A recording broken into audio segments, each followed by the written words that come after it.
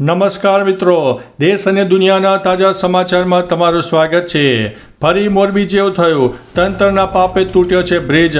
30 October 2022ના દિવસે મોરબીમાં મચ્છુ નદી પર આવેલો ઝૂલતો પુલ તૂટી પડતા 140 કરતાં વધુ લોકોના મોત થયા। તંત્ર અને ઓરેવા કંપનીના પાપે નિર્દોષ લોકોના જીવ ગયા। આ ઘટનાને 3 વર્ષ પણ થયા નથી ત્યાં ગઈકાલે આણંદ નજીકનો ગંભીરા બ્રિજ તૂટી પડ્યો, જેમાં 3 લોકોના મોત થયા છે। લોકોની અનેક રજૂઆતો છતાં તંત્રએ બ્રિજનું સમારકામ ન કર્યું। તંત્રના પાપે અહીંથી ફરીથી લોકોના જીવ ગયા છે। મિત્રો, અન્ય મહત્વના સમાચારની વાત કરીએ તો ખેડૂતો સાથે કરોડોની છેતરપિંડી। વિજાપુર તાલુકાના ખેડૂતો સાથે છેતરપિંડી થઈ હોવાની ફરિયાદ વસાઈ પોલીસ મથક ખાતે નોંધાઈ છે। ટોટીદણ ગામના રહેવાસી પ્રહલાદ પટેલ અને તેનો પુત્ર નરેન્દ્રએ ભેગા મળીને કુકરવાડા ગામમાં આવેલી માર્કેટ યાર્ડમાં પેઢી ચલાવતા હતા। તેમણે 90થી વધારે ખેડૂતોના નામે લોન અને પાકના પૈસા એમ કુલ અંદાજિત 9 કરોડ રૂપિયાની છેતરપિંડી કરીને વિદેશ ફરાર થઈ ગયા છે। મિત્રો, અન્ય મહત્વના સમાચારની વાત કરીએ તો પુલ દુર્ઘટના અંગે સરકારને વેધક સવાલ। આ પુલની હાલત અંગે કોંગ્રેસના અમિત ચાવડાએ સરકારને ઘણીવાર જાણ કરવામાં આવી હતી, તો આ પુલનું સમારકામ કેમ ન થયું? મોરબી પુલ દુર્ઘટના પછી ગુજરાતના તમામ પુલોનું નિરીક્ષણ કરવાના આદેશ આપવામાં આવ્યા હતા, તેમાં આ પુલનું પણ નિરીક્ષણ કરવામાં આવ્યું હતું। સરકારની બેદરકારીને કારણે આમ આદમી ક્યાં સુધી ભોગ હવે લેવાતા રહેશે? મિત્રો, અન્ય મહત્વના સમાચારની વાત કરીએ તો બિહાર બંધમાં જોડાયા રાહુલ ગાંધી। બિહાર ચૂંટણી થઈ રહેલા મતદાર ચકાસણીના વિરોધમાં વિપક્ષે બંધનું એલાન આપ્યું હતું। રાહુલ ગાંધી, તેજસ્વી યાદવ, કનૈયા કુમાર અને પપ્પુ યાદવ આવકવેરા ચોક પહોંચી ગયા હતા।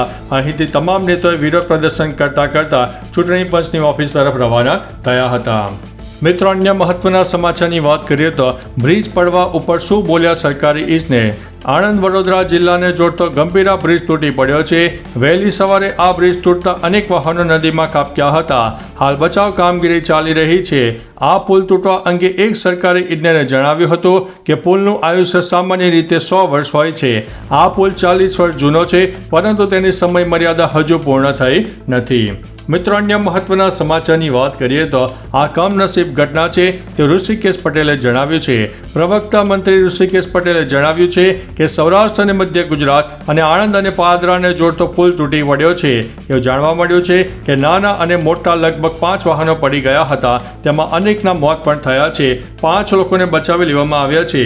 આ પુલ 1985માં બનાવવામાં આવ્યો હતો। આ પુલનું નિયમિત જાળવણી અને સમારકામ કરવામાં આવતું હતું, પરંતુ આ કમનસીબ ઘટના બની છે।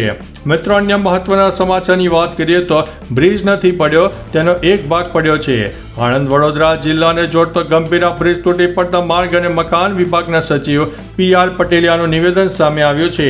તેમણે જણાવ્યું છે કે આખો બ્રિજ ધરાશાયી થયો નથી, બ્રિજનો એક ભાગને નુકસાન થયું છે। મુખ્યમંત્રી દ્વારા ટેકનિકલ એક્સપર્ટ ઘટના સ્થળે મોકલીને તપાસ કરવામાં આવી છે। હાલ જલજરિત 20 નવા બ્રિજના પણ બની રહ્યા છે। મિત્રો, અન્ય મહત્વના સમાચારની વાત કરીએ તો PM મોદીએ બ્રાઝિલ પ્રવાસની એક ઝલક શેર કરી છે। PM મોદીએ બ્રાઝિલ પ્રવાસની નામીબિયા અહીં પહોંચેલા એક PMએ વિડીયો દ્વારા બ્રાઝિલની એક ઝલક શેર કરી છે। આ 4.21 મિનિટના વિડીયોમાં સ્વાગતથી લઈને સર્વોચ્ચ સન્માન સુધીની ઝલક જોવા મળી રહી છે।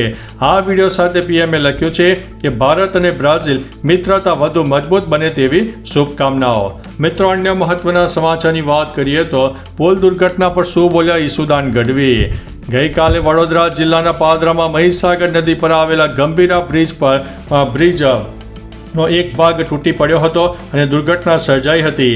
જે બાબતે ઈસુદાન ગઢવીએ જણાવ્યું હતું કે બ્રિજ પડી જવાની આ દુર્ઘટના માનવ સર્જિત છે અને ભાજપ સરકારની ગંભીર બેદરકારીનો નમૂનો છે। ગુજરાતના લોકો ભાજપના ભ્રષ્ટાચારનો ભોગ બની રહ્યા છે અને સરકારને જનતાની કોઈ ચિંતા નથી।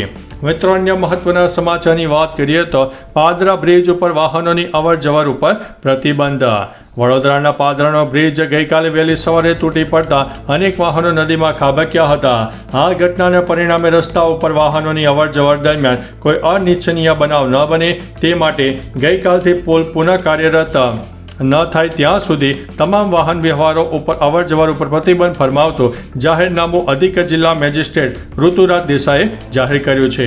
મિત્રો, અન્ય મહત્વના સમાચારની વાત કરીએ તો પુલ તૂટવા અંગે કલેક્ટરે શું કહ્યું? ગંભીરા બ્રિજ પુલનો એક ભાગ તૂટવા અંગે આણંદના કલેક્ટર પ્રવીણ ચૌધરીએ જણાવ્યું છે કે એક ટ્રક, એક ઇકો અને કેટલાક બાઇકો નીચે પડી ગઈ છે. બચાવ કામગીરી ચાલુ હતી. પોલીસ અને વડોદરા વહીવટીતંત્ર NDRF સ્થળે ઘટના સ્થળે પહોંચી ગયો.